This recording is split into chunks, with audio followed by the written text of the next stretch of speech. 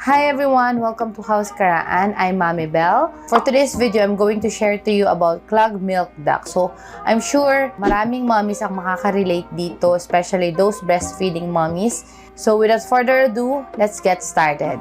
Okay, so ano nga ba yung clogged milk duct? A clogged milk duct is usually experienced by breastfeeding mommies like me. Based sa research, almost 60 to 70% ng mga mommies is nakaka-experience nito. Yung anatomy ng breast natin is meron siyang mga lagusan ng milk papunta sa nipple natin.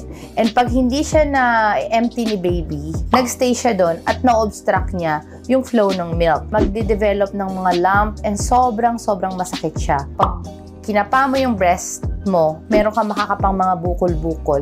And usually, dun sa part ng nipple, meron mga parang white spot. Actually ako, confused din ako dun sa clogged milk duct and mastitis. So, yung clogged milk duct is, though very painful na siya, ito pa lang yung entry point. So, yung mas malala, yung nag-chill ka na, yung may fever, yung may infection na. Kasi syempre, pag may fever, may infection yon. So, ito na yung mastitis. And pag lumala pa siya, yung abscess, ito na yung merong lalabas ng nana.